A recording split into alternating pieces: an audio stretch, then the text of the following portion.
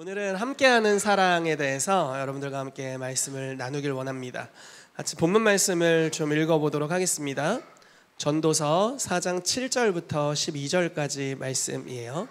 전도서 4장 7절부터 12절까지 말씀입니다. 같이 읽어볼게요. 시작. 내가 또다시 해 아래에서 헛된 것을 보았도다. 어떤 사람은 아들이 없고 형제도 없이 홀로 있으나 그의 모든 수고에는 끝이 없도다. 또 비록 그의 눈은 부요를 족하게 여기지 아니하면서 이르기를 내가 누구를 위하여는 이같이 수고하고 나를 위하여는 행복을 누리지 못하게 하는가 하여도 이것도 헛되어 불행한 노고로다. 두 사람이 한 사람보다 나음은 그들이 수고함으로 좋은 상을 얻을 것임이라.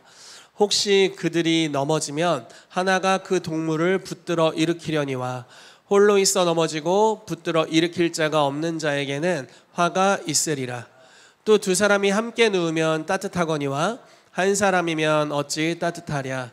한 사람이면 패하겠거니와 두 사람이면 맞설 수 있나니 세 겹줄은 쉽게 끊어지지 아니하느니라. 아멘. 여러분, 오늘 함께하는 그리스도의 사랑이 또 함께하는 사랑이 여러분들에게 있게 되기를 예수 이름으로 축복합니다. 아멘. 이 본문 말씀에 보면은 이런 이야기를 하고 있어요. 어떤 사람이 열심히 일을 하는데 수고가 끝이 없는데 아들도 없고 형제도 없고 홀로 있대요. 그러면은 그 부요함을 눈에 족하게 여기지 않는다, 이렇게 이야기하고 있습니다. 그러니까 참 1인 가구가 많은 오늘날과 같은 외로운 시대에 아주 중요한 이야기를 해주고 있습니다. 그러면서 이야기하는 게 두 사람이 한 사람보다 낫다라고 이야기를 해요. 믿으세요? 두 사람이 한 사람보다 낫습니다. 그리고 또 이렇게 이야기합니다. 한 사람이면 패한대요. 옆 사람에게 좀 인사해 주세요. 한 사람이면 패합니다. 이렇게. 여러분, 고립돼 계시지 마세요. 아멘, 아멘. 저주를 하는 건지? 혼자 있다는 것은 좋은 것이 아니죠. 한 사람이면 패한다라고 성경이 말씀하고 있습니다. 그렇지만 두 사람이면 맞설 수 있고 세 겹줄은 쉽게 끊어지지 않는다라고 말씀하고 있습니다. 여러분, 혹시 여러분들이 마음이 어려울 때 여러분들을 붙잡아주는 사랑을 경험해 보신 적이 있을까요? 네, 아마도 그렇기 때문에 여태까지 살아남아 계실 겁니다.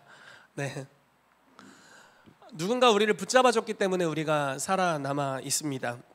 이제 저를 위해서 기도해 주신 우리 고모들 두 분이 계신데 저희 막내 고모가 저한테 이런 얘기를 하셨어요. 지금 80대 후반이신 걸로 제가 알고 있는데 널 위해 특별히 기도했대요. 절 위해 특별히 기도해. 성격이 조금 그래서 주님을 반드시 만나야 될 것 같아서 기도를 특별히 많이 해주셨대요. 그래서 아주 진하게 주님을 만나게 됐어요. 그래서 너무 감사하다는 생각이 듭니다. 어린 시절에 저는 이제 구세군 교회 출신입니다. 자선 냄비하는 교단 출신인데 부모님과 같이 구세군 교회를 다니다가 잠깐 이제 교회가 너무 머니까, 그래서 버스 타고 다니기도 쉽지 않고 하니까 우리는 이제 저희 초등학교 근처에 있는, 그때 이제 초등학교 다닐 때였는데 초등학교 근처에 있는 인동 장로교회로 가겠습니다. 이렇게 이제 말씀드렸어요. 지금도 그 교회가 있더라고요. 그래서 그 이야기를 드렸는데 감사하게도 이제 허락을 해주셨어요. 그래서 형과 저와 거기 이제 사촌들도 저희 같이 있었고 학교 친구들도 같이 다니고 해서 그 교회로 이제 출석을 하는데 이제 헌금을 받잖아요. 예를 들어 헌금 500원, 뭐 예를 들어 1000원을 받았다고 해볼게요. 그럼 이제 가는 길에 이제 500원이 오락실로 가게 되고 네, 우리 다 그렇잖아요, 여러분. 여러분들 아닌 척하지 마세요. 다 그런 과정을 다 거칩니다. 그러다가 이제 교회 가는 시간이 점점 늦어지고 그러다가 이제 땡겨버리는 일들도 생기고 이제 그러는 거예요. 이제 띄엄띄엄이 되는 겁니다. 그런 여정이 있을 때 제가 지금도 기억이 나요. 선생님 이름이 막 오늘 아침에 생각이 났어요. 윤장식 선생님이라는 선생님이신데 그분이 주일학교 선생님이시면서 교회 버스 운행을 하셨던 분인 것 같아요. 그 선생님이 저희 형제를 위한 하나님 마음을 품으셨나 봐요. 지금 생각하니까 그런 것 같습니다. 굳이 저 멀리 있는 교회에서 대형 버스를 끌고 저희 둘을 태우겠다고 저희 동네로 오셔서 50m 밖에서도 버스 엔진 소리가 들려요. 너무 소리가 커. 옛날 버스는 다 소리가 크잖아요. 그러니까 다다다다다다다다. 그럼 선생님 오셨구나. 그럼 이제 나가면 되는 겁니다. 그래서 다시 신앙을 회복하게 됐었던 것 같아요. 만약에 혼자였다면 그냥 저의 선택, 그리고 옳지 않은 선택이죠. 아이들은 종종 옳지 않은 선택을 하잖아요. 우리 내면이 어릴수록 우리가 또 옳지 않은 선택들을 하죠. 그리고 때로는 옳은 선택을 할지라도 그걸 추진할 수 있는 능력이 없을 때도 있습니다. 그러니까 우리 다 연약함들이 있는데, 그런 연약함 가운데 있을 때 윤장식 선생님께서 도와주시지 않으셨다면 그 선생님 어디서 뭐 하시는지 모르겠어요. 어려웠겠다. 아마 지옥에 좀 가까이 가 있지 않을까, 이런 생각이 들어요. 누군가 어려운 시절, 심지어 내가 그때는 신앙의 상태가 매우 좋지 않다는 걸 깨닫지도 못했던, 그냥 이렇게 사는 게 좋은 줄 알았던 그 시절에 선생님이 붙잡아 주셨고, 그래서 제가 여기까지 올 수 있었다는 것을 느낍니다. 어려운 시절에 한 분 한 분 이렇게 좀 붙잡아 주시죠. 그래서 개입해서 함께 해주고, 대화를 나눠주고, 때로는 시덥지 않은 농담으로, 때로는 깊이 있게 마음을 같이 해주는 것으로 함께 해주는, 이러한 것들을 통해서 우리를 하나님께서 이렇게 이끌어 가시는 그런 놀라운 손길이 있습니다. 여러분, 그런 주님의 임재를 여러분들이 경험하시기를 축복하고, 그런 사랑을 받으시기를 축복해요. 그리고 그런 사랑을 행하는 분이 되기를 예수 그리스도의 이름으로 축복합니다. 성경에 보면은 예수님의 십자가 사건 이후로 다 예수님을 떠납니다. 근데 이 예수님의 십자가 사건은 예견된 것이었어요. 다른 말로 표현하자면 나의 삶에 이런 일이 있을 거다라고 예수님이 제자들에게 지속 반복해서 말씀하셨습니다. 복음서를 보면 마태복음 16장 이후부터 이렇게 말씀하세요. 베드로가 주는 그리스도시요 살아계신 하나님의 아들이십니다, 이렇게 고백을 하잖아요. 그리고 나서 예수님이 그 고백을 들으시고 아주 흡족하셔서 이제 진짜 자기 마음에 있는 비밀한 것들을 나누시는데, 그게 십자가였습니다. 그 후로부터 이제 예수께서 대제사장과 서기관들과 뭐 이런 사람들에게 고난을 받고 십자가에 못 박혀야 하리라는 것을 말씀하셨다, 이렇게 나옵니다. 마태복음 16장부터 마태복음 28장 그 즈음에 계속 내가 못 박힐 거야, 나 죽을 거야, 나 예루살렘 가고 죽는다, 그리고 분명히 그 다음 뭐라고 하셨냐면 3일 만에 산다, 3일 만에 산다. 진짜 적응이 안 되네. 열심히 쳐다보셔서 3일 만에 산다, 이런 얘기를 계속 하셨단 말이에요. 그런데 이 얼마나 십자가의 충격이 컸으면 살아난다는 생각을 전혀 하지 못했고, 그리고 사신다고 예언하셨고 사신 예수님을 보았다는 여자들이 있었음에도 불구하고, 이제 마리아가 보았죠. 마리아가 보았음에도 불구하고 그 얘기를 듣는데 믿지 못하고요. 심지어 예수님이 살아나서 딱 나타나서 야, 손가락 넣어봐라, 막 이렇게 하셨는데, 그래도 낙심해서 고향으로 돌아가는 일도 생깁니다. 그러니까 지금 전쟁터가 다른 데 있는 데가 아니라 마음이 전쟁터가 돼가지고 너무 낙심과 낭망이 깊이 파고들어서 그대로 두면 어찌할 수 없는 상태의 제자들의 모습. 붙잡아주지 않으면 뭐 없어, 아무도.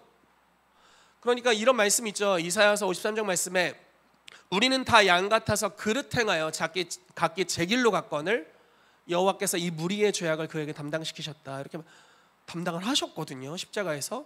근데 그래도 안 와, 이것들이. 담당을 하셨음에도 불구하고 주님께 마음을 돌이킬 수도 없는 최악의 연약한 상태의 제자들의 모습. 근데 주님이 이들을 찾아가신다라는 거예요. 이게 참 놀랍죠. 말씀을 봅시다. 자, 대표적으로 엠마오로 가는 두 제자가 있습니다. 좀 말씀이 길어요. 누가복음 24장 13절부터 35절까지인데 쭉 읽어봅시다. 같이 읽을게요. 시작.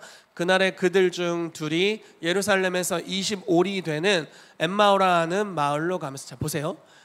더 읽어야 되는데 25리면 10km예요.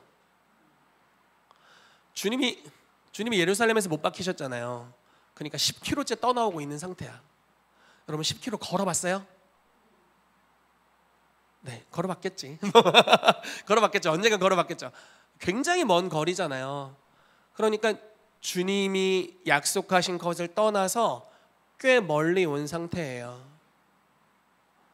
이 정도 되면 주님도 놔주셔야 되는데 네, 계속 보시죠. 같이 읽겠습니다. 시작. 이 모든 된 일을 서로 이야기하더라. 그들이 서로 이야기하며 문의할 때에 예수께서 가까이 이르러 그들과 동행하시나 그들의 눈이 가리어져서 그인 줄 알아보지 못하거늘 예수께서 이르시되 너희가 길 가면서 서로 주고받고 하는 이야기가 무엇이냐 하시니 두 사람이 슬픈 빛을 띠고 머물러 서더라. 그 한 사람인 글로바라 하는 자가 대답하여 이르되 당신이 예루살렘에 체류하면서도 요즘 거기서 된 일을 혼자만 알지 못하느냐. 이르시되 무슨 일이냐. 이르되 나사렛 예수의 일이니 그는 하나님과 모든 백성 앞에서 말과 일에 능하신 선지자이거늘 우리 대제사장들과 관리들이 사형 판결에 넘겨주어 십자가에 못 박았느니라. 우리는 이 사람이 이스라엘을 속량할 자라고 바랐노라. 이뿐 아니라 이 일이 일어난 지가 사흘째요. 또한 우리 중에 어떤 여자들이 우리로 놀라게 하였으니 이는 그들이 새벽에 무덤에 갔다가 그의 시체는 보지 못하고 와서 그가 살아나셨다 하는 천사들의 나타남을 보았다 함이라. 또 우리와 함께한 자 중에 두어 사람이 무덤에 가 과연 여자들이 말한 바와 같음을 보았으나 예수는 보지 못하였느니라 하거늘 이르시되 미련하고 선지자들이 말한 모든 것을 마음에 더디 믿는 자들이여 그리스도가 이런 고난을 받고 자기의 영광에 들어가야 할 것이 아니냐 하시고 이에 모세와 모든 선지자들의 글로 시작하여 모든 성경에 쓴 바 자기에 관한 것을 자세히 설명하시니라. 그들이 가는 마을에 가까이 가매 예수는 더 가려 하는 것 같이 하시니 그들이 강건하여 이르되 우리와 함께 유하사이다. 때가 저물어가고 날이 이미 기울었나이다 하니 이에 그들과 함께 유하러 들어가시니라. 그들과 함께 음식 잡수실 때에 떡을 가지사 축사하시고 떼어 그들에게 주시니 그들의 눈이 밝아져 그인 줄 알아보더니 예수는 그들에게 보이지 아니하시는지라. 그들이 서로 말하되 길에서 우리에게 말씀하시고 우리에게 성경을 풀어주실 때에 우리 속에서 마음이 뜨겁지 아니하더냐 하고 곧 그때로 일어나 예루살렘에 돌아가 보니 11 제자 및 그들과 함께한 자들이 모여 있어 말하기를 주께서 과연 살아나시고 시몬에게 보이셨다 하는지라. 두 사람도 길에서 된 일과 예수께서 떡을 떼심으로 자기들에게 알려주신 것을 말하더라. 아멘. 네, 두 제자가 10km 예루살렘에서 벌써 멀리 떠났습니다. 마음이 너무 낙심했었고 좋은 소식들, 마땅히 예수님이 나를 사랑해서 십자가에서 죽으셨고 부활하셨다는 소식을 들었음에도 불구하고 이 낙심이 너무 심해서 은혜가 없는 것이 아니에요. 임재나 기름 부으심이 없는 것이 아닌데 그냥 부어져도 내 마음은 낙심과 낭망이 너무 심한 거죠. 그래서 어떤 사람들은 은혜를 받고 즐거워하지만 내 마음은 지옥인 거예요. 이 안으로 들어와지지가 않는 겁니다. 너무 낙심된 상태로 절망하며 가는데 예수님이 그러니까 깨닫지 못하는 거죠. 예수님이 그들과 함께 하시면서 이야기를 하시는 거예요. 무슨 일이냐. 예루살렘에서 된 일을 알지 못하면서 속에 있는 것들을 막 털어놓습니다. 여러분 예수님이 그 이야기를 들을 때 어떤 마음이셨을까요? 뭐 나도 알아 뭐 이러셨을까? 그게 나요 뭐 야 이 믿음 없는 놈들아 이러셨을까요? 여러 마음이 있을 수 있겠지만 다 들어주시죠. 그들의 마음이 어떻게 해서 낙심됐는지 어떻게 해서 마음이 힘들었는지 그런 이야기들을 경청하시고 들으십니다. 근데 그대로 두지 않으세요. 그래 얼마나 힘들었겠니? 조금만 더 있어 뭐 이렇게 그 상태로 좀만 더 있어 이렇게 하지 않으시고 말씀을 깨닫게 하는 일을 행해 주십니다. 여러분 이게 참 놀라운 것이 때로 우리 마음이 건강하다면 그리고 성령 충만하다면 아이가 말해도 알아들어요.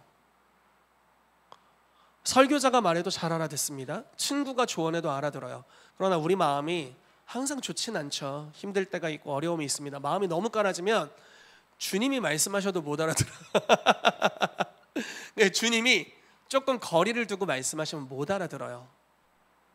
못 알아들어요. 진리이고 맞는 소식이고 은혜이지만 못 알아들어요. 근데 주님이 그대로 두지 않고 이 땅에 오셨다라는 것이고 함께 하신다라는 것입니다. 주님이 우리와 함께 하기를 원하십니다. 아멘. 우리가 상태가 좋을 때만 우리와 함께 하시는 게 아니라 그냥 우리와 함께 하는 걸 즐거워하세요. 아멘. 제가 주님을 참 간절히 찾는 삶을 살았습니다.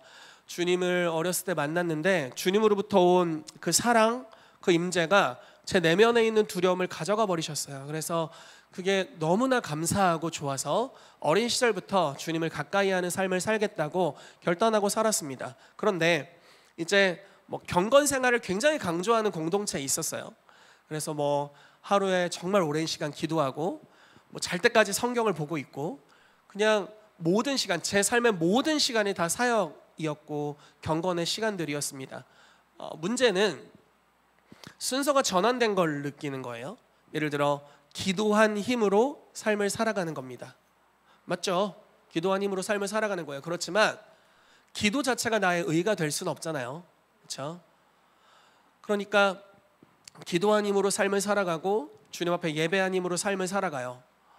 근데 어느 순간부터 이것이 기도하지 않으면 주님이 나와 함께 하시지 않는 것 같고 예배하지 않으면 뭔가 주님과 단절된 것처럼 느껴지고 이런 삶의 여정이 있는 겁니다. 그러다가 이제 기도하고 이런 마음이 이러면 안 돼, 열심히 기도하자고 기도하고 좋아하다가 지치면 또 기도를 안 하면 또 마음이 깔아지고 주님이 날 버린 게 아닐까 이러다가 그러다 어느 순간 놔버렸어요. 힘들다, 더 이상 이렇게 살고 싶지 않다, 열심히 노력했지만 되는 게 없구나, 내 마음에서 열매 맺는 것도 없고 나의 삶에서 사역에서 열매 맺는 게 없구나, 이런 것들을 느끼는 한 시즌에 더 내려놨습니다. 그리고 그냥 자신을 내던지는 거예요. 습관을 쫓아서. 예를 들어 수요예배 있으면 수요예배 가고 금요예배 있으면 금요예배, 그냥 경건의 습관이니까. 그렇지만 일부러 기도하지 않아요. 그리고 습관을 쫓아 오락실을 가는 겁니다. 그 당시에 저희 교회가 4층? 기억이 잘 안 나요. 4층이었는데 지하실에 오락실이 있었어요. 오락실은 아닌데 여기 이제 PC방이 지하에 있고 여기 이제 철권을 놨습니다. 아무튼 알아들을 분만 알아들으세요. 네. 그래서 그거를 막 하는 거예요. 마음이 막 공허하고 힘드니까 막 철권을 하는데 그때 제가 좋아했던 게 헤이아치였는데 아무튼 그래서 막 했는데 그냥 하루 이틀 하고 그냥 습관적으로 사는 거예요. 근데 어느 날 게임을 하는데 전혀 경건한 삶의 모습이 아니잖아요. 근데 나는 넋두리 하고 힘들다 이렇게 얘기하고 게임을 하는데 오셨어. 주님이 오셨어. 너무 이상한 경험이었어요. 너무 말도 안 되는 이상한 경험이었어요. 주님의 임재가 내가 열심히 기도할 때보다도 더 강력하게 오셨어요. 뭐지? 그리고 그 당시에는 예언 사역을 했다기보다는 예언적인 기름 부심이 임할 때만 예언을 할 수 있었는데 예언적인 기름 부심이 막 풀어지는 거예요. 그래서 게임을 하다가 미안, 친구한테 미안, 더 이상 할 수 없을 것 같아, 주님이 지금 말씀하셔. 그래서 교회로 올라가는 겁니다. 그럼 말도 안 되는 일이 너무 지속 반복적으로 일어났어요. 그래서 주님이 순서를 바꿔주시더라고요. 내가 주님께 가까이 붙어 있으려고 무던 애를 썼는데 노력의 한계가 있죠. 그래서 절망하고 삶의 어려움도 있고 제 안에 견고한 진도 있고 쓴뿌리도 있고 별의별 게 다 있지 않겠습니까? 근데 주님이 전혀 경건한 모습을 살지 않는 나의 삶에 직접 찾아오셔서 오락실에서 게임하고 있을 때 찾아오셔서 너무 친밀하게 말씀해 버리시니까 이거 어떻게 해야 돼? 그때부터는 삶이 이상해지는 거예요. 주님이 계속 함께 하시는 거죠. 기도해야 두려움이 사라졌는데, 그리고 말씀을 어떻게든 붙잡아야 이 마음에, 제가 마음이 굉장히 썸새한 마음을 가지고 있습니다. 이렇게 갈대같이 이렇게 섬세해요. 바람만 불어도 이렇게 그렇습니다. 그런데 그 마음의 흔들림이 그렇게 하라는 거 아니지만 기도를 하지 않았는데, 전혀 말씀을 보지 않았는데 하나님의 임재와는 전혀 관련 없는 것들을 했는데 그냥 찾아오시더라고요. 그래서 두려움이 사라졌어요. 너무 좋은 거야. 그래서 주님 왜 오셨지? 게임하러 가야 되나? 근데 그런 건 아니지만 그렇게 주님이 순서를 바꿔주셨습니다. 내가 주님을 찾는 것보다 주님이 날 더 찾고 있구나. 내가 주님을 사랑하는 것보다 주님이 나를 더 사랑하시는구나 라는 것을 경험해 가는 거예요. 한 번은 신학교에서 이제 기도 모임을 개척을 하게 됐습니다. 그때 제가 서울신대라는 신학교를 다니고 있었는데 거기 기도탑이라는 곳이 있어요. 그래서 5층 석탑처럼 생긴 아주 기도만 해야 될 것 같이 생긴 그런 기도탑이 있습니다. 기도탑 5층에 올라가서 매일 기도를 하고 있는데 이제 기도 모임을 개척을 하게 된 거예요. 한 8명 정도의 친구들이 모였습니다. 마음이 다 제각각인데 그때 주님이 저한테 성령 사역을 하라는 감동을 주셨어요. 그래서 어떻게 할까요? 근데 여기 다 보면은 여러분 신학교에 가면 보통 이제 다 전도사님들입니다. 이제 사역을 현지에서 하고 있고 정말 기도 목소리 누가 크냐 하면 둘째라면 서러운 사람들이 거기다 모여 있는 거예요. 그러니까 이제 기도하러까지 왔죠. 신학교 수업 끝나고. 근데 주님이 이런 감동을 주시는 거예요. 너희가 나를 찾는 것보다 내가 너희에게 가까이 하길 더 원하고 너희가 나를 사랑하는 것보다 내가 너희를 더 사랑한다. 그래서 항상 그렇게 하라는 건 아니지만 우리 보통 통성기도 하잖아요. 근데 그때는 이런 마음의 전환이 필요하다라고 느꼈습니다. 그래서 주님이 그냥 주님의 이름을 부르고 기다리라고, 아무 소리도 하지 말고 그냥 기다리라고 하시는 거예요. 그래서 기다렸어요. 주님 오십시오 하고 기다렸어요. 이런 분위기였어요. 이런 소리만 들려. 아무 소리도 안 들려. 은혜 받는 것도 아니요. 뭐 그냥 침묵이에요. 침묵. 그냥 가만히 있었어요. 1분이 지나고 2분이 지나도 아무 일도 일어나지 않아요. 한 5분 정도가 지났는데 갑자기 뭐가 좀 달라져요. 분위기가. 그리고 진짜 주님이 오셨어요. 갑자기 그러니까 우리는 아무 멘트도 안 하고 그냥 조용히 하고 있는 거예요. 갑자기 어떤 친구가 울어요. 쟤는 왜 울지? 근데 어떤 친구가 웃어요. 쟤는 왜 웃지? 이상한. 어떤 친구는 바닥에 붙었어요. 그러니까 임재에 눌려서 바닥에 붙었어요. 그래서 쟤는 왜 저러지? 어떤 친구는 바람을 불더라고. 후 하면서. 거기 게임 중독이었던 제 후배가 하나 있었거든요. 그 친구 얼굴을 향해서 후 하고 바람을 불더라고. 그 말씀 있잖아요. 여러분 요한복음 20장 말씀에 예수께서 숨을 내쉬며 이르시되 성령을 받으라. 약간 그거에 대한 예언적인 행동이었던 것 같아요. 뭐 그때는 우리 다 몰랐죠. 왜 쟤는 쟤한테 바람을 불어? 양치는 하고 왔나 막 이런 생각하고 있을 때. 근데 주님이 너무 임하시는 거예요. 우리가 뭐 찾은 것도 아니고 부르짖은 것도 아니고 뭐 엄청난 노력을 한 것도 아닌데 그냥 주님이 오셨어요. 그리고 끝났죠 뭐. 주님과 함께 기숙사로 돌아갔습니다. 그때부터 계속 주님의 사랑이 무엇을 하지 않아도 머무르고 있는 거예요. 무언가를 했기 때문에 사랑받는 게 아니라 사랑하심을 계속 입어서 주님을 사랑하게 되고 기도하는 것이 의무감이 아닌 기쁨, 주님을 만나는 친밀함의 기쁨으로 가게 되고 예배하는 것이 너무 행복해진 삶으로 전환되는 일들이 있었습니다. 여러분 저에게는 주님이 이런 방식으로 역사해 주셨어요. 혹시 이런 경험이 이미 있으신 분들 계시겠고 이런 것을 아직 경험해 본 적 없다면 내가 주님을 찾고 찾았지만 아직 내가 찾을 때만 주님이 응답하는 것 같고 그렇지 않을 때는 좀 주님이랑 거리감이 떨어져 있는 것 같이 느낀다면 여러분 이제 기대하세요. 주님이 여러분들에게 방문하실 겁니다. 아멘. 왜냐하면 주님은 그렇게 자기를 드러내시는 분이거든요. 우리가 주님 사랑하는 것보다 주님 우리를 훨씬 많이 사랑하세요. 정말입니다. 제가 가끔 아들한테 요한아 아빠 얼마나 사랑해? 이렇게 물어보거든요. 어제 제가 물어봤더니 이바울 목사님이 제 옆에 있으면서 뭐라고 얘기하는 줄 아세요? 그거 가스라이팅이야. 아들에게 사랑을 자꾸 요구한다고. 그랬더니 막 요한이가 최고로 많이 사랑해요 이렇게 많이 하거든요. 그러면은 제가 내가 더 사랑해 그러면 아니 내가 우주만큼 사랑해 막 이러면서 저를 이기려고 합니다. 그러나 아직 저한테 안 되죠. 네. 제 아들이 저한테 아직 게임이 안 됩니다. 제가 훨씬 많이 사랑하죠. 하나님이 우리를 너무너무 사랑하세요. 우리가 뭐 별 노력을 하고 해도 그래 가상하다 축복해, 그러나 내가 너를 훨씬 많이 사랑한다, 이렇게 말씀하시는 거예요. 여러분, 하나님을 사랑하는 자들의 삶에 주님이 약속하신 게 있어요. 근데 주님이 우리를 사랑하는 사랑으로 인해서 이 모든 시험과 어려움을 넉넉하게 이긴대요. 여러분, 그런 사람들 되시기를 축복합니다. 주님이 우리를 사랑하시는 사랑을 받으시고 이런 전환이 한번 일어나야 될 거예요. 이렇게 좀 뒤집어주는 노력해서 주님이 오시는 게 아니라 노력하지 않을지라도 받는 은혜라는 상급 여러분들이 있게 되기를 축복합니다. 아멘. 자, 임마누엘에 대해서 좀 이야기해 보려고 합니다. 말씀이 마태복음 1장 18절부터 25절까지 말씀인데요.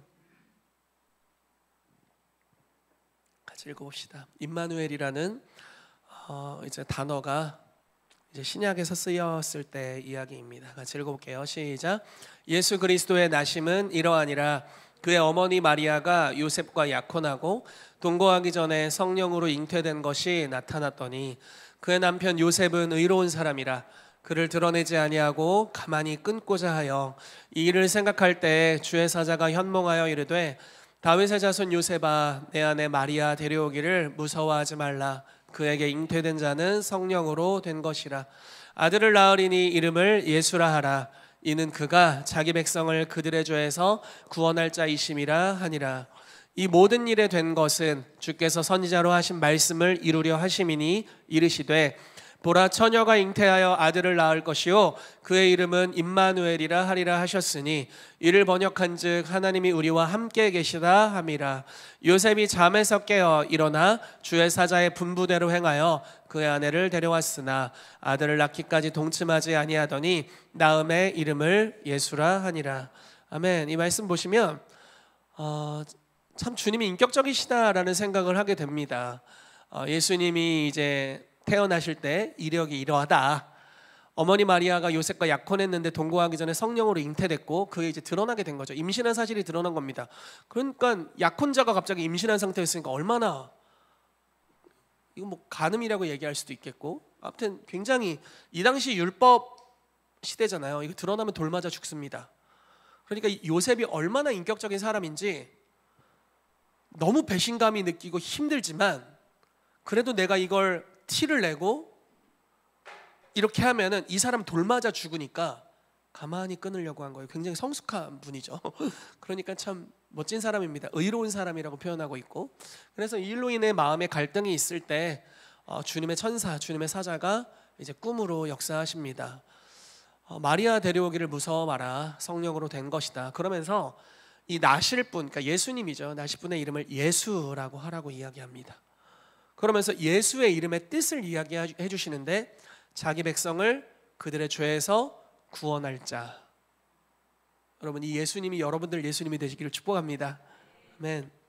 근데 마태복음을 여러분 쭉 보시면 예수님이 어떤 일을 행하시면 또는 예수님에 대한 설명이 있으면 구약의 예언을 끄집어냅니다. 그래서 이런 일이 일어난 것은 이 말씀을 이루려 함이라, 뭐 이런 표현들이 굉장히 마태복음에는 굉장히 많이 있습니다. 유대인들을 위해 쓰여진 복음이기 때문에 굉장히 많이 나와 있어요.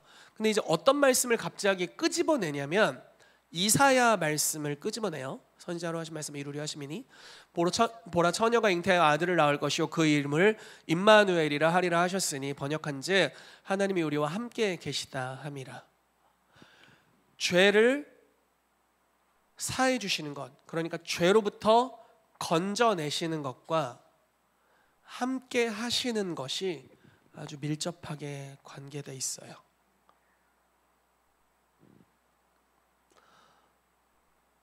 죄로부터 건져내는 것과 주님의 함께 하심이 밀접하게 관계되어 있다고요.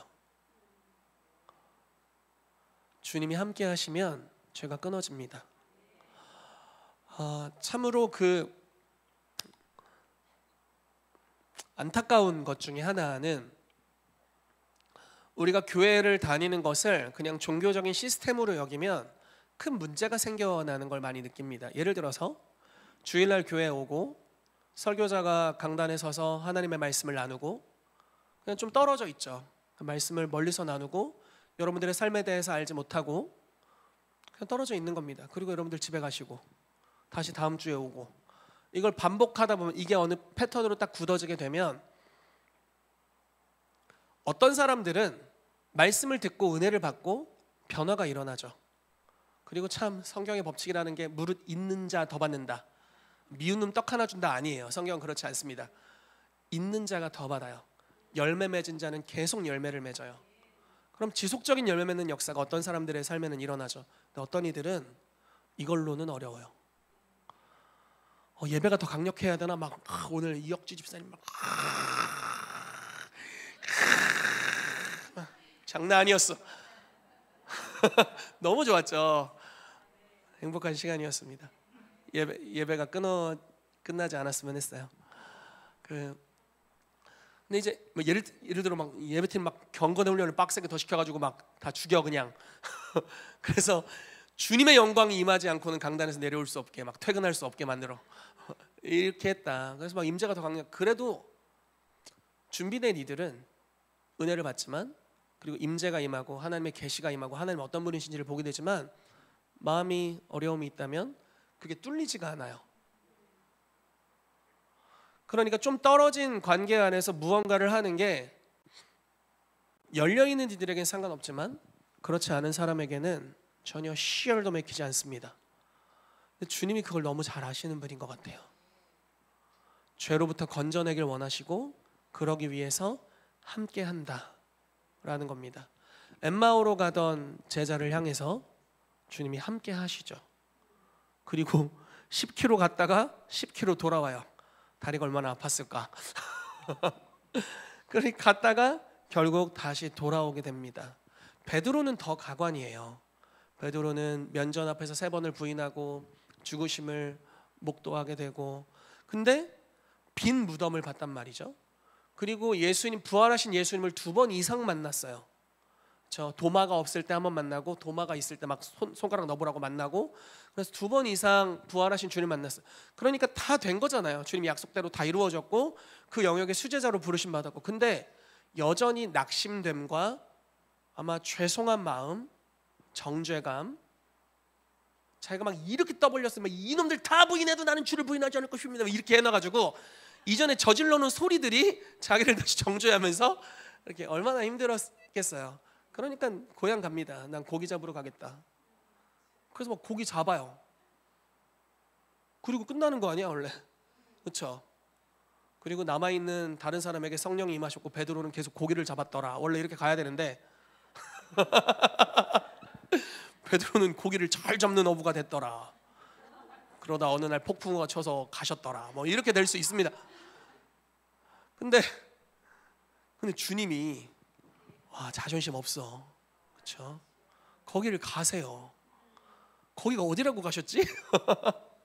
근데 또 베드로가 참 리더십의 은사가 있어. 혼자 가지 않고 또 데려가. 아무튼 근데 주님을 잘 따라가야 돼. 은사가 있을수록 데려가잖아요. 그러니까 막 요한도 가고 야고보도 가고 막 같이 가가지고 고기 잡고 있는 겁니다. 근데 주님이 오셔서 괜히 막 저쪽으로 금을 던지라고 툭 개입하셔서, 그래서 거기서 여러분 그 현장이 쉽게 말하면 이런 거예요. 교회를 다니다가 주님을 못 만나고 막 성도들 관계에서 시험 들고, 그래서 교회를 안 나가. 그래서 사업은 날 하고 있어. 근데 어느 날 이렇게 한번 해볼까? 라는 아이디어가 생겨서 했는데 진짜 153마리 잡힌 거예요. 보통 그렇게 생각 안 하잖아요. 주님을 떠났으면 저주와 환란이 날 기다리고 있다 이런 생각을 하잖아요. 근데 주님의 임재 안에서 저주와 환란이라고 있을 수 없죠. 주님이 임하시는데 오히려 축복이 임해요. 그런 걸 줄 필요가 없는 사람들인데 그 사랑이 부어지죠. 그 은혜를 경험하는 거예요. 그리고 주님이 참 집요하시게도 베드로가 예수님을 부인했던 그 현장을 재현을 해놨어요. 그 어떤 현장이었냐면 모닥불 피워놓고 막 생선 같은 거 이렇게 꼬챙이로 해가지고 막 굽고 있고 그런 환경, 모닥불 쬐고 있다가 예수님 3번 부인하거든요. 그러니까 예수님이 이게 사이코 드라마 같은 거 하는 거야.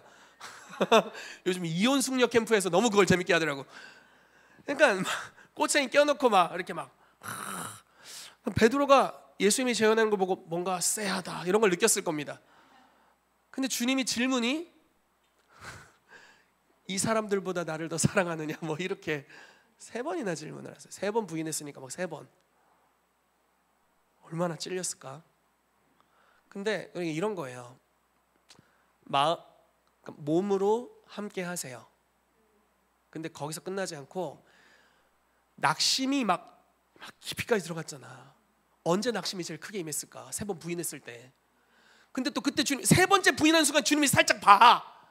성경을 보면 도무지 모른다 하는데 그때 주님이 아프다 하고 있다가 싹 이렇게 본다고. 부담스러워. 그러니까 들켰다고요. 들켰다고. 그 주님이 함께해도 기적을 일으켜도 지금 막 마음이 너무 찜찜한 거예요. 근데 그 주님의 임재가 함께하심이 사이코 드라마. 난 네 마음 안에 있는 것까지 함께하길 원해. 이렇게 말씀하시는 거잖아요. 막 사랑이 계속 부인하고 도망가고 막 주님이 오셔도 막 도망가고. 근데 두 마음이야. 막 주님이 막 기적을 일으켰는데 요한이 주님이시다 얘기했더니 갑자기 막 배 타고 가두려는데 막 그냥 헤엄쳐서 가버리잖아요. 그러니까 주님을 너무 사랑하는데 마음 한켠에는 너무 낙심이 됐고 죄송하고 정죄감도 있고 막 별의별 마음이 막 난리를 피는 겁니다. 주님이 그거를 터치하시고 끄집어내시죠. 그리고 함께 하시고 그 고백을 받아내세요. 거의 억지스럽지만 내가 주님을 사랑합니다 라고 3번을 고백하게 하시죠. 와, 그런 시간을 통해서 주님이 함께 하시고 그 낙심과 낭망, 절망, 죄로부터 건져내십니다. 와, 이런 사랑이 우리 모두에게 필요하다라고 믿습니다. 아멘. 여전히 필요합니다. 여전히 세상에 이런 사랑이 너무나 필요합니다. 여러분, 이 사랑이 예수님의 임마누엘로부터 오게 됩니다. 주님의 그 사랑을 경험하시기를 예수 이름으로 축복합니다. 좀 더 말씀을 진행을 해보겠습니다. 여러분, 바울에게 표대가 있었어요. 표대를 향해서 달려간다라고 말하고 있습니다. 표대라는 것은 목표 지점, 목적지 뭐 이런 거죠. 바울의 표대가 뭐였을까요? 건물 100채를 가진 부동산 사장님? 세계 10대 부자? 이 사람은 뭐 가정의 화목함 이런 것도 표대가 아니었던 것 같고, 뭐였을까요? 이 사람 표대가 제발 근심 없다 죽게 해주십시오 이런 표대였나? 표대가 좀 특이했어요. 근데 여러분 보세요. 바울이 얼마나 진리를 탐구하고 계시를 받고 자신이 있었고 그대로 살았냐면, 내가 그리스도를 본받은 것 같이 나를 본받으라 이렇게 했어요. 그러니까 바울 따라가면 괜찮아. 저는 따라오지 마세요. 네, 바울은 좀 괜찮아요. 따라갈 만해요. 바른 목표였고 바르게 실제로 살아낸 사람이죠. 자, 어떤 표대였는지 봅시다. 빌립보서 3장 10절에서 14절까지 말씀이에요. 읽어보겠습니다. 시작. 내가 그리스도와 그 부활의 권능과 그 고난의 참여함을 알고자 하여 그의 죽으심을 본받아 어떻게 해서든지 죽은 자 가운데서 부활에 이르려 하노니, 내가 이미 얻었다 함도 아니요 온전히 이루었다 함도 아니라 오직 내가 그리스도 예수께 잡힌 바 된 그것을 잡으려고 달려가노라. 형제들아, 나는 아직 내가 잡은 줄로 여기지 아니하고 오직 한 일, 즉 뒤에 있는 것은 잊어버리고 앞에 있는 것을 잡으려고 표대를 향하여 그리스도 예수 안에서 하나님이 위에서 부르신 부름의 상을 위하여 달려가노라. 자, 보세요. 이거 읽으면 되게 은혜로운데 자세히 보면 별로 은혜롭지가 않거든. 자, 보세요. 막 그래 이루었다 함도 아니고 난 계속 달려간다, 약간 이런 내용만 우리가 보면은 은혜로운데 초반이 은혜롭지가 않아요. 보세요. 내가 그리스도 부활의 권능 고난의 참여함을 알고자 하고, 이게 표대예요. 그리스도 오케이 괜찮아. 부활의 권능 아멘. 그 다음부터는 조금 그래. 고난에 참여하는 것이 표대다. 근데 어떻게 그렇게 될 수 있는지가 더 가관입니다. 자, 표대로 나아가기 위해서 이렇게 해야 된다라고 바울이 제시하는 길이 그의 죽으심을 본받아 죽어라 이 소리입니다. 죽어라 죽어라 죽어라 죽으라고 죽으라 소리를 하는 거예요. 보세요. 어떻게 해서든지 자 죽어요. 그리고 어떻게 해서든지 죽은 자 가운데서 부활에 이르려고 해요. 이거를 자학을 통해서 한다면 미친 짓이에요. 제가 필리핀의 어느 약간 이단성이 있는 교회가 이렇게 한다는 이야기를 들었습니다. 사순절이 되면 실제로 못을 한번 박아본대. 그게 안 다닐래. 너무 아플 것 같아. 그러니까 만약에 이런 방식으로 뭐 무릎 꿇고 10시간 기도하는 거 이런 고행, 그러니까 스스로를 괴롭게 하는 영성 훈련들이 있습니다. 건강하진 않죠. 바울은 그렇게 한 게 아니에요. 어떻게 죽음을 본받았을까요? 자, 그리스도 메시아이시죠. 사람을 구원하시는 메시아입니다. 메시아의 조건은 사람이어야 돼요. 히브리서 말씀에 아브라함의 자손들을 구원하러 왔기 때문에 그들과 같은 모양이 되어야 했다라고 말하고 있습니다. 그러니까 동일시하시는 거죠. 우리의 상태와 동일하게 되는 것. 그것이 바울의 표대예요. 자, 또 하나 부활의 권능에 참여하는 거예요. 부활이라는 것은 그냥 여러분들과 저의 상태 부활 아닙니다. 죽었다가 살아나야 부활이에요. 그래서 죽었다가 살아나는 그것이 나의 목적이고 목표 지점이고 고난에 참여함을 알고자 한다. 이거는 주님을 사랑하기 때문에 할 수 있는 이야기예요. 주님이 나 얼마나 사랑하셨는지, 그분이 나를 위해 얼마나 많은 수고를 하셨는지, 나를 위해 고난당하신 거 내가 알길 원한다. 이런 내용이죠. 근데 방법이 죽으심을 본받는 건데 어떤 방식으로 죽냐면 함께 함으로 죽는 거예요. 이게 참 비밀한 겁니다. 인생에서 어떤 어려움을 여러분 당할 때가 있을 거예요. 굉장히 어려운 뭐 재정적인 어려움, 관계 어려움, 여러 어려움이 당하면 마음이 참 쫄깃쫄깃해집니다. 마음이 막 쫄깃쫄깃하고 막 불안하고 너무 힘들고 진짜 힘이 들어요. 그런데 예배 드리러 오는 거예요. 그리고 우리가 어찌해서든지 한번 살아보겠다고 이를 악물고 예배를 시작해. 주야 이러면서 막 예배를 시작해요. 그러면 마음이 낙심됐다가도 그게 주님의 임재와 능력이 몰려오면서 마음이 극복이 되기 시작합니다. 그리고 점점 이게 떠나요. 환경은 막 장난 아니야. 미쳤어. 막 전쟁터에 한가운데 있어. 막 가망도 없어요. 근데 기도하고 예배하는데 내 지각, 그러니까 오감으로 분별할 수 있는 모든 건 다 망했는데 지각을 초월한 그리스도의 평강이 오셔서 내 마음과 생각을 지켜주세요. 지각으로는 망했어. 근데 예배하는데 그걸 초월해서 주님이 오세요. 그리고 마음과 생각이 지켜지고 이 마음과 생각이 지켜지면서 여기서부터 하나님의 나라가 확장돼 나아가서 마귀의 일들이 멸하여지고 직접 해결이 되는 역사가 일어나게 됩니다. 그게 죽었다 부활하는 것을 약간 경험하는 거죠. 조금. 근데 예를 들어 우리의 삶의 어려움들로 인해 그런 것들을 경험하는 것 좋은 경험입니다. 왜냐하면 극복하는 은혜들을 얻게 되니까요. 여러분들이 여러분들의 삶의 어려움에서 무언가를 극복했다면 주님이 그 영역에 여러분들에게 영향력을 주실 거예요. 다른 이들을 도울 수 있는 영향력을 주실 겁니다. 그런데 이제 그걸 좀 더 넘어서 가는 거예요. 나 괜찮아. 그런데 지체가 너무 힘들어. 여러분 생각을 해보세요. 집에 갔는데 아내가 너무 힘들어해. 근데 난 너무 기뻐. 그 앞에서 희죽희죽 웃어봐. 그날 저녁밥이 뭐가 나올까? 짝짝! 나는 죽겠는데 너는 천국이다!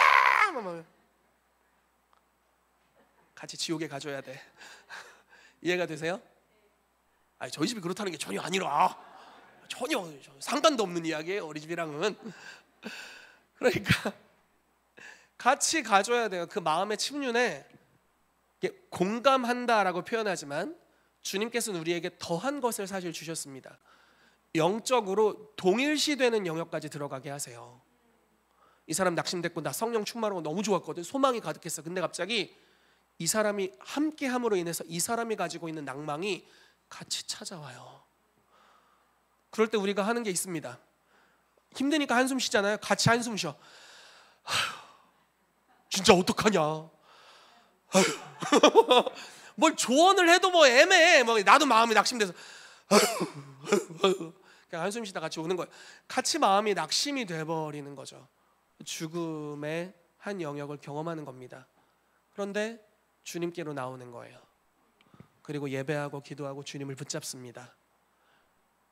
그러면 갑자기 내가 생각해도 이 사람 망한 것 같은데 답 없어 보이는데 계속 기도하는데 이 사람 주변을 볼 수 있는 나의 안목을 초월한 그리스도의 평강이 우리 안에 와요. 그러면 갑자기 여기서 극복이 일어나고 이 사람의 삶에도 변화가 일어나고 하나님이 실제로 삶에서 기적을 던져주세요. 그러면 거기서부터 믿음이 불러일으켜져서 믿음에서 더 큰 믿음으로 하나씩 극복하는 역사가 풀어지게 됩니다. 여러분, 이런 환경을 우리가 얼마나 많이 경험하는지 모릅니다. 근데 여러분, 인생에서 어느 한 사람을 그렇게 붙잡고 했다면 참 위대한 일을 한 거예요. 근데 바울은 진짜 기질이 너무 독특하세요. 이바울 목사님만큼이나 독특하신 것 같아. 자, 볼게요. 바울이 어떤 방식으로 이런 일을 했는지. 아이고 말씀을 빼먹어 버렸네. 고린도후서 4장 7절에서 15절까지 말씀인데 혹시 띄워주실 수 있으면 부탁을 드릴게요. 제가 우선 좀 설명을 해드리겠습니다. 바울이 자기의 삶에 많은 고난을 당했대요.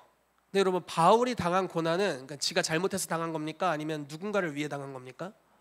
누군가를 위해 당한 거죠. 지가 잘못해서 당하는 경우들이 있어요. 예를 들어 교회 다녀서 핍박이 있대. 알고 봤더니 이상하게 살아. 그건 지가 잘못해서 당한 거예요. 주님을 위한 게 아니에요. 전혀 상이 없어요. 근데 바울은 그런 삶이 아니죠. 주님을 위해서 당하는 고난 플러스 다른 사람에게 복음을 증거하다 당하는 고난, 사랑하기 때문에 당하는 고난, 그들과 마음을 함께하기 때문에 당하는 고난, 이런 것들이 너무나 많았던 거예요. 근데 그 중에 하나가 돌에 맞아 맞고, 우리 권사님도 예전에 키르키즈에서 돌 맞아 보셨다고 돌을 막 애들이 막 던졌다고 하더라고요. 이슬람권이니까. 그러니까 돌도 맞아 맞고, 강의 위협, 강도의 위협, 39대 곤장을 때리는 거를 3번이나 맞아 봤대요. 아마 예수님 채찍질 같은 거였을 것 같은데 그런 걸 3번이나 맞았고, 한 번은 죽은 적도 있어요. 성경을 보면은 돌 맞아서 그러니까 기척 없이 이렇게 그냥 누워 있는데 다 죽은 줄 알고 떠났는데 성도들이 감싸니까 갑자기 부활해 버렸어요. 근데 그 모든 것들이 성도를 사랑해서 함께 하다가 당한 고난이에요. 근데 그런 흔적, 그런 훈장 너무 많아요. 죽을 때까지 그렇게 살았어요. 그러니까 그게 이 사람의 표대인 겁니다. 여러분, 우리가 이 표대를 가지게 되기를 축복해요. 와, 진짜 제가 이런 종류의 설교를 한다는 것을 이바울 목사님이 안다면 진짜 기적이라고 생각할 텐데, 저는 사실 이런 영역을 전혀 알지 못했습니다. 그러니까 누군가와 함께 한다? 그것이 힘이 된다?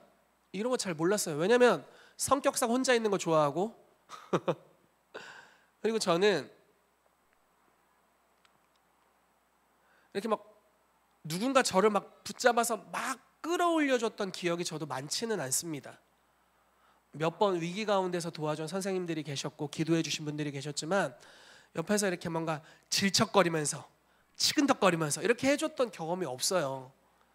저도 그게 너무 어색하고 쉽지 않습니다. 근데 주님이 계속 깨닫게 하시는 거예요. 그럼 변화시켜주길 원하시는, 저를 바꾸길 원하시는 것 같아요.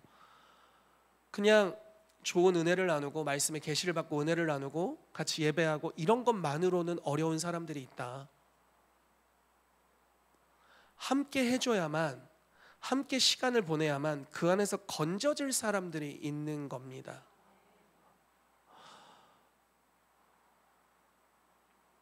여러분, 근데 여기 진짜 생명이 있어요. 좀 더 이렇게 얘기를 해볼게요.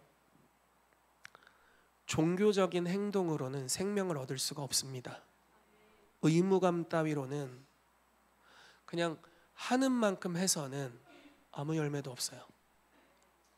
그 사람은 딴 데 가도 살았어. 그런데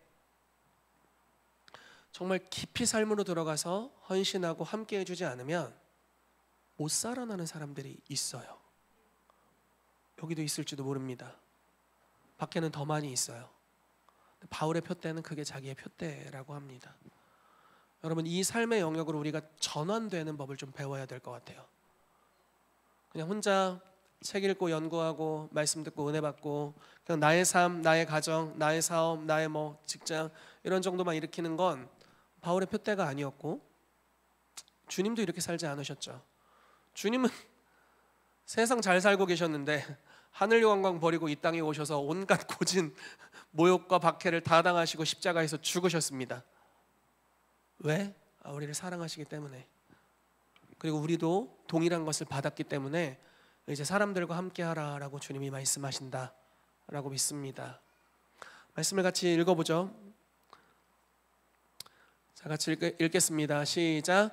우리가 이 보배를 질그릇에 가졌으니 이는 심히 큰 능력이 하나님께 있고 우리에게 있지 아니함을 알게 하려 함이라.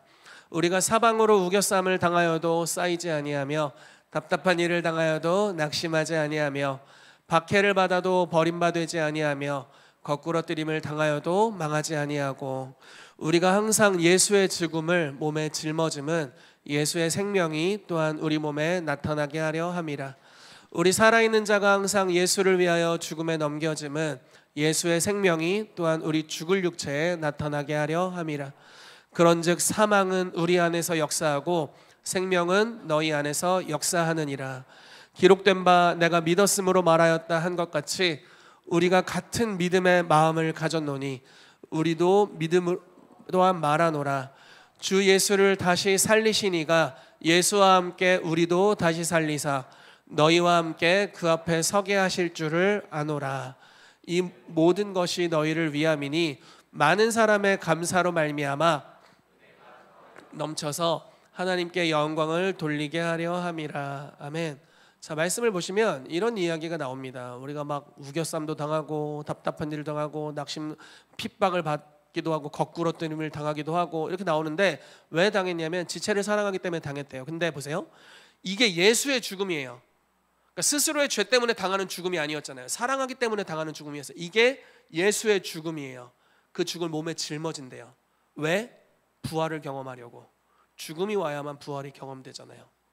그래서 지체를 위해서 고난을 당하고 마음을 쓰고 때로는 환난을 같이 당하고 굳이 당해도 되지 않는, 굳이 어려워지지 않아도 되는 슬픈 자와 함께하기 위해 내 기쁜 마음이 갑자기 사라져요. 낙심한 사람을 돌보기 위해 나의 그 충천한 소망의 마음이 갑자기 사라져. 진짜로 마음이 동일시되면 막 같이 낙심이 돼가지고 예를 들어 우울증에 걸린 어떤 사람이 있다고 해볼게요. 근데 전혀 그렇지 않았어. 근데 우울감이 막 밀려와서 나를 며칠간 괴롭히는 거예요. 근데 그게 오는 거죠. 우리 살아있는 자가 항상 예수를 위하여 죽음에 넘겨짐은 예수의 생명이 우리 죽을 육체에 나타나게 하려. 계속 죽음에 넘겨진대요. 근데 여기 참 놀랍습니다. 사망은 우리 안에서 역사하고 생명은 너희 안에서 역사한다. 이게 바울이 가고자 했던 길이에요. 사망을 끌어안고, 물론 우리가 우리 힘으로 어떻게 사람들의 어려움을 감당하겠습니까? 그렇지만 사망이 우리의 삶에 올 때, 지체의 삶에 역사하고 있었던 사망이 우리의 삶을 덮칠 때 가난한 마음으로 주님, 내 힘으로 이거 어쩔 수 없습니다. 기도하고 예배하고 주님을 붙잡고 지체를 붙잡고 일으켜주려고 함께 일으키고 할 때 갑자기 생명이 그들 안에서 역사하기 시작한다. 그래서 함께 영광 안으로 들어가게 됩니다. 여러분, 예수님은 영광스러운 분이세요. 그리고 왕이십니다. 그러나 혼자 그 자리에 계시길 원하지 않으시죠. 우리와 함께 하기를 원하세요. 함께 왕이 되길 원하시고 함께 다스리길 원하십니다. 그 영광의 자리로 들어가기를 원하신다라는 겁니다. 아주 부담스러운 메시지 하나만 더 나누고 마무리하도록 하겠습니다. 여러분, 심판의 기준이 있습니다. 이거 다 읽으면 너무 시간이 오래 걸리니까 심판의 기준, 인자가 자기 영광으로 모든 천사와 함께 올 때 자기 영광의 보좌에 앉으리니 모든 민족을 그 앞에 모으고 각각 구분하기를 목자가 양과 염소를 구분하는 것 같이 하여 양은 오른편에 염소는 왼편에 두리라. 이렇게 이야기합니다. 구분해요. 뭘로 구분할까요? 뭘로 구분할까요? 아주 어려운 말씀 하나 나누고 마치는 거예요.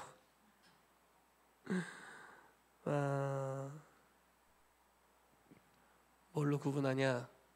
지극히 작은 자 하나에게 하지 않은 것이 내게 하지 않은 것이다. 결과는 영벌과 영생.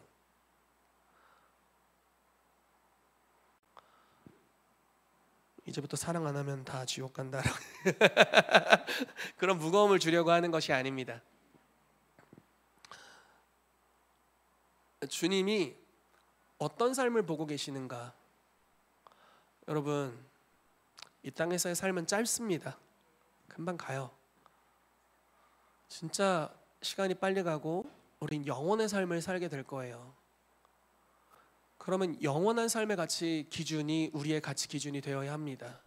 그냥 이 땅에서 몇십 년 사는 것, 이것이 우리 가치 기준이 될 수 없습니다. 주님이 보시는 것은 지극히 작은 자 하나에게 어떻게 하느냐를 보십니다. 근데 이 내용이요, 다 함께하는 것에 대한 내용이에요. 막 저주를 받은 자들아 나를 떠나 마귀와 그 사자를 위해 영혼 불러가라. 배고픈데 먹을 걸 안 줬다. 와, 목마를 때 물 안 줬다. 나그네 되었을 때 영접하지 않았고, 헐벗을 때 옷 입지 않았고, 옷 입히지 않았고, 병들었을 때와 옥에 갇혔을 때 돌보지 않았다. 언제요? 언제요? 지극히 작은 자 하나에게 안 한 게 나에게 안 한 거다. 그러니까 이게 주님이 우리에게 제시하시는 표대입니다. 종교적으로, 의무적으로 함께하는 수준을 넘어서서 낙심된 자의 마음 가운데 그 마음 끝까지 추적해서 함께하고 건져내기로 결단하는 것. 주님께서 이 시즌에 저희 교회 체질을 이렇게 바꾸길 원하신다라고 믿습니다.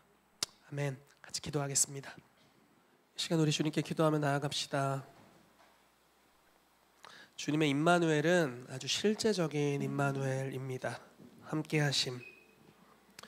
우리가 성령 충만하고 주님을 찾을 때 함께하실 뿐만 아니라 우리가 낙심되고 절망돼 있을 때도 찾아오시고 함께하십니다. 그리고 우리가 우리 마음에 괴로움이 있는 그 영역까지, 베드로에게 그렇게 하셨던 것 같이 그 영역까지 오셔서 함께하시고 사랑해 주시고 위로해 주시고 때로는 책망해 주시고 깨닫게 해 주십니다. 그래서 우리가 돌이키기까지, 우리가 우리의 죄로부터 돌이키기까지 주님께서 우리를 붙들어 주고 계십니다. 여러분, 이 사랑이 오늘 여러분들의 심령에 임하게 되기를 축복합니다. 이 사랑이 오늘 우리의 삶에 풀어지게 되기를 기도합니다. 제가 전환을 경험했던 것을 여러분들에게 말씀드렸죠.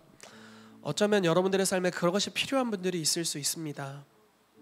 주님을 찾는 수준이 아니라 주님이 나를 찾으시는, 그래서 이제 내 편에서만 주님을 찾게 되면 너무나 행복해지는 거죠. 주님이 나를 찾아오시는 그 놀라운 사랑, 이 시즌 이 교회 모든 성도님들 경험하게 되기를 예수 그리스도 이름으로 축복합니다.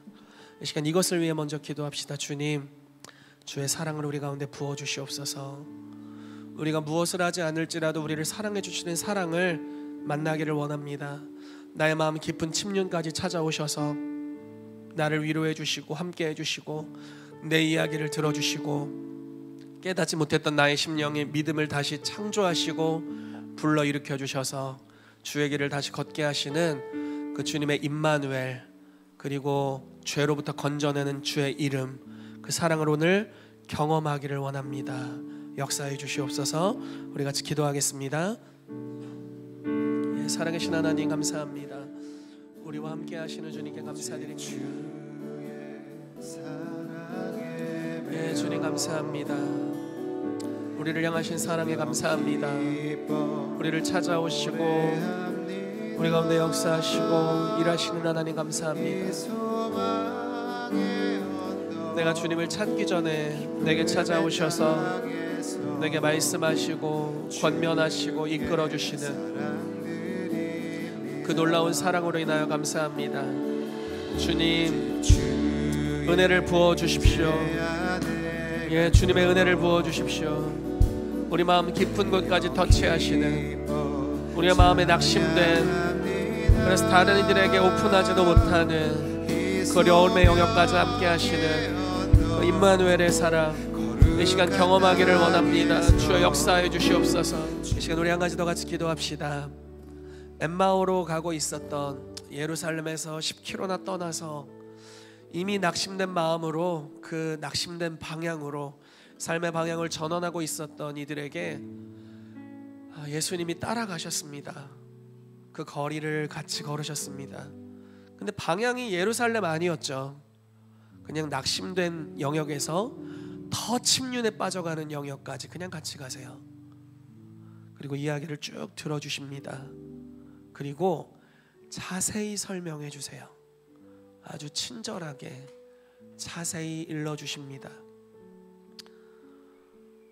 그리고 나서 떡을 뗄 때 예수님이신 걸 알게 되었습니다. 두 영역으로 기도하고 싶습니다. 여러분들의 삶에 주님이 함께 하시는 것을 어느 순간 깨닫게 될 겁니다.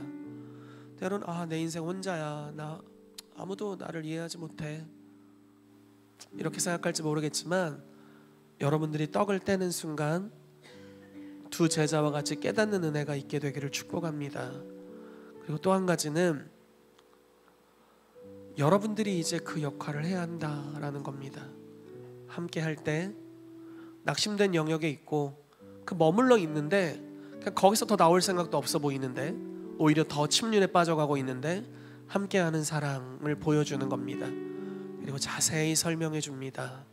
그리고 어느 순간 그들이 깨닫게 됩니다. 주님이 사랑하는 지체를 통해서 나와 함께 하셨구나 라는 걸 깨닫게 됩니다. 그리고 그 마음이 거기서부터 돌이켜져서 예루살렘으로 가게 되었고 신앙의 여정을 다시 시작하게 된 것 같이 주님께서 우리의 삶에 동일한 역사를 행하실 것을 믿습니다. 그래서 이 시간 같이 기도합시다. 주님, 나의 삶에 그렇게 역사해 주십시오. 나를 통해 다른 이들의 삶에 그렇게 역사해 주시옵소서. 특별히 이런 삶의 여정, 주님이 보이셨던 이 삶의 여정으로 여러분들도 살아내길 원하시는 분들이 있다면 자리에서 일어나서 같이 기도합시다. 오늘 여러분들에게 주님이 바른 표대를 주길 원하신다라고 믿습니다. 주님, 함께하는 사랑, 표현하고 동행하는 사랑, 어려움 가운데 함께하며 자세히 설명해주고 그리스도의 사랑을 표현하는 그 사랑의 은혜 가운데로 죽음을 얻고 생명으로 덮여지는 그 사랑의 영역으로 들어가도록 이 시즌 우리 킹스빌리 교회 가운데 역사하여 주시옵소서. 우리 자신을 주님께 내어드리며 같이 기도하겠습니다. 주님 감사합니다. 우리의 삶에 이것이 한 번의 결단으로 이루어지지 않지만 우리가 주님을 지속적으로 따라가기를 원합니다. 자기 십자가를 지고 나를 따르라 라고 말씀하셨습니다. 자기를 부인해야만 할 수 있는 이 사랑의 영역으로 하나님 교회 전체가 들어가게 되기를 예수 이름으로 축복합니다. 스스로를 돌보는 것을 넘어서서 다른 이들을 위해 죽음을 맞이할 줄 아는, 주님 생명을 거는 사랑을 할 줄 아는 자들 되도록 주여 이 시즌 우리를 연단하시고 우리를 이끌어 주시옵소서. 종교의 옷을 벗겨주시고 생명의 옷을 입도록 일하여 주시옵소서. 주님의 이름을 찬양합니다. 감사드리며 예수 그리스도의 이름으로 기도합니다. 아멘.